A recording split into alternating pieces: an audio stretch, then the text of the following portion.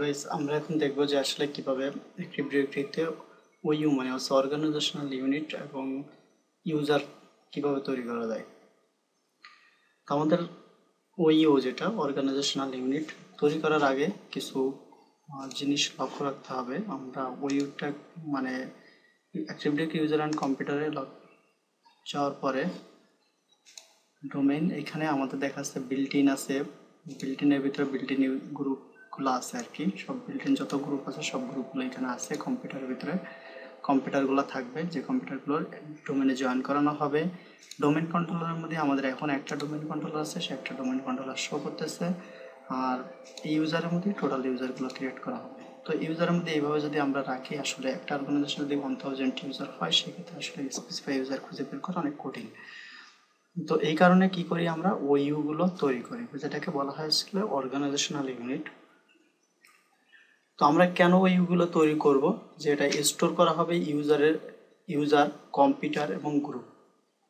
আমরা 3 টাইপের ওইইউ তৈরি করব। একটা সেকেন্ড যে যেখানে ভিতরে ইউজার থাকবে, কম্পিউটার থাকবে, গ্রুপ থাকবে একটা ওইইউর ভিতরে। সেটা হইতে পারে ডিপার্টমেন্ট, আইটি ডিপার্টমেন্ট হইতে পারে, অ্যাকাউন্টস ডিপার্টমেন্ট হইতে পারে, এইচআর ডিপার্টমেন্ট হতে পারে, ফিনান্স ডিপার্টমেন্ট হতে পারে। প্রত্যেকটা ডিপার্টমেন্টের জন্য আমরা 3টা করে ওইইউ তৈরি করব, সাব ওইইউ।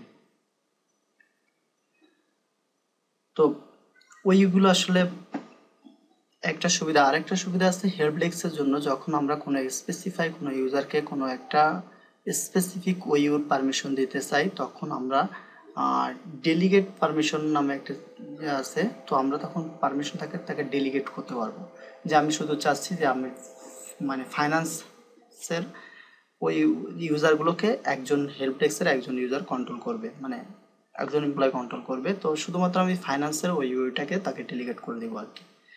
এইভাবে আমরা প্রত্যেকটা মানে কাজের সুবিধার্থে স্পেসিফাই কাজগুলোকে ডিস্ট্রিবিউট করার জন্য আমরা ওইগুলো আসলে তৈরি করে থাকি।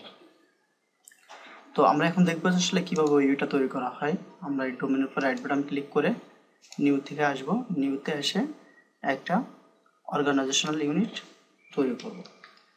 তো আমরা তৈরি করলাম ITTEPT জাস্ট, অথবা কেউ হেল্প ডেস্কও লিখতে পারে। তো আইটির ভিতরে আমরা আবার 3টা ওইইউ তৈরি করব, যেটাকে সাব ওইইউ।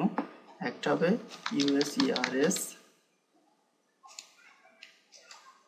একটা হবে কম্পিউটার,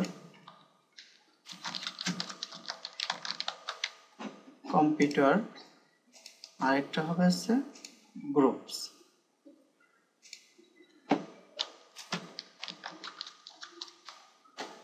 তো আমাদের যে গ্রুপগুলো থাকবে সেই গ্রুপগুলো এই ওয়ের ভিতরে রাখবো। কম্পিউটারগুলোকে আমরা মুভ করে বাই ডিফল্ট এটার কম্পিউটার এখানে থাকবে, এখান থেকে মুভ করে আমরা এখানে নিয়ে আসবো, ইউজারগুলো আমরা এখানে রাখবো।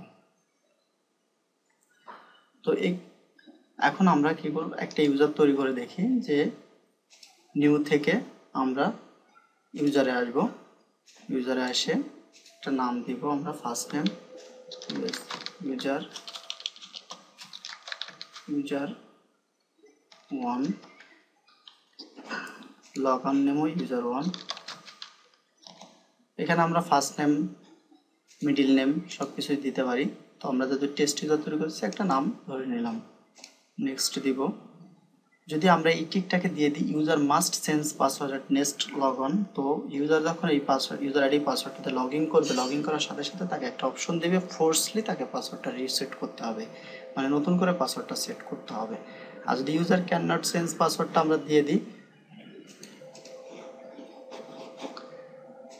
যদি ইউজার ক্যান নট চেঞ্জ পাসওয়ার্ডটা অপশনটা আমরা টিক দিয়ে দিই, তাহলে কি হবে যে এখানে ইউজার পাসওয়ার্ড চেঞ্জই করতে পারবে না।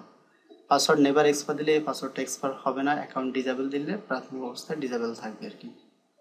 তো আমরা এখানে কোনো কিছুই দিব না, একটা ইউজার তৈরি করব, পাসওয়ার্ড দিলাম ASDF1234, এটা ক্যাপিটাল,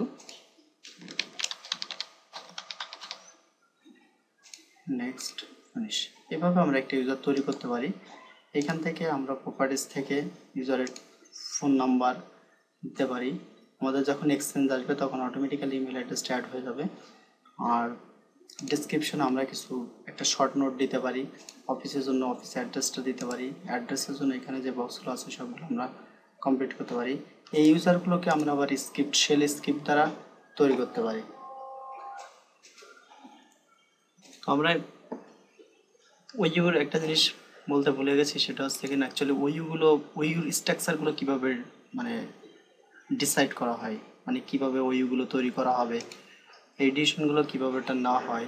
যে এটা হতে পারে যে as per your organisation structure or as per your organisation geographical structure, organisation policy হতে পারে, এইচআর পলিসি হতে পারে, অথবা ডিপার্টমেন্ট ওয়াইজ হতে পারে, যে কোনোভাবেই ওই তৈরি করা যেতে পারে।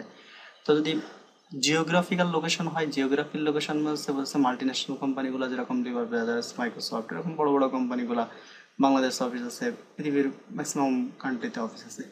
এদের জন্য কি যে আমি জিওগ্রাফিক্যাল স্ট্রাকচার অনুযায়ী যে ইন্ডিয়া ওইউ কিংবা বাংলাদেশ ওইউ, এইভাবে আমি ওইগুলো তৈরি করতে পারি। আর হচ্ছে এই ছাড়া যদি এক্সট্রা কোনো পলিসি থাকে যে আমার এই ওই অর্গানাইজেশনটা এইভাবে, সেভাবে আমরা ওটাও করতে পারি। ডিপার্টমেন্ট ওয়াইজ করতে পারি, যেরকম আমি একটা তৈরি করছি আইটি ডিপার্টমেন্ট, আর একটা যদি তৈরি করে রাখি এখানে, সেটা হচ্ছে যে মার্কেটিং ডিপার্টমেন্ট, MKTG দিয়ে, MKTTEPT শর্টে আমি বুঝালাম। এভাবে আমরা এটার ভিতরে 3টা সাবওয়ে তৈরি করবো, ইউজার, কম্পিউটার অ্যান্ড গ্রুপ।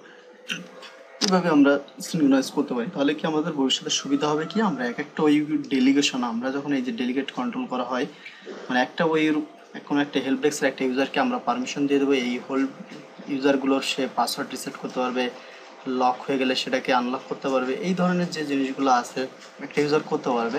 তখন আমরা এই যে ডেলিগেশনগুলো খুব সহজে মানে ইজিলি মেনটেন করতে পারবো আর কি।